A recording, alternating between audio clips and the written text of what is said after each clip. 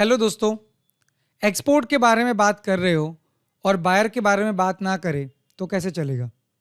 And definitely buyer है तो business है, अदरवाइज बिजनेस का क्या मतलब। My friend, gems and jewellery sector की रिगार्डिंग जब हम बात करते हैं बायर्स की, तो मैं आपको एश्योर करना चाहूंगा कि ये सेक्टर में बायर्स की कोई कमी नहीं है, क्योंकि दुनिया का कोई कंट्री ऐसा नहीं होगा जहां पे लोग ज्वेलरी ना पहनते हो। माय फ्रेंड, इसी बात को समझते हुए हमें इस सेक्टर में अपॉर्चुनिटीज को एनकेश करना ये बहुत ही आवश्यक है।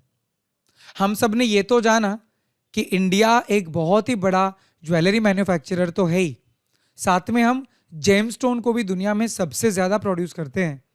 तो हमारे लिए ये वायबिलिटी बहुत ज़्यादा बढ़ जाती है, या तो फिजिबिलिटी बहुत ज़्यादा बढ़ जाती है कि हम दुनिया की डिमांड को आराम से कंप्लीट कर सकते हैं, फुलफिल कर सकते हैं।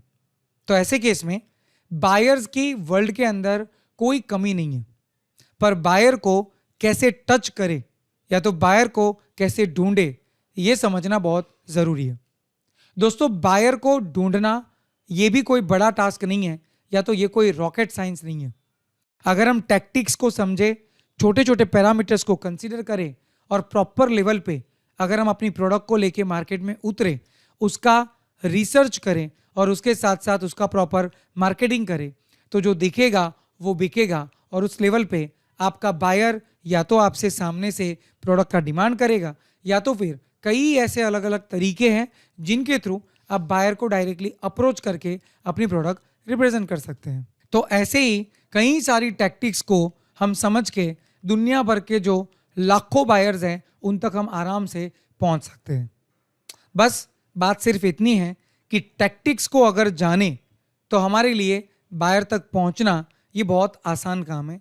और ऐसी कई सारी टैक्टिक के ऊपर हम बात करेंगे अगले सैटरडे रात को 9 से 11 बजे, जहाँ पे बायर को कैसे टच करें या तो बायर के ढूंढने के क्या तरीके हो सकते हैं, उनके बारे में प्रैक्टिकल बात करेंगे।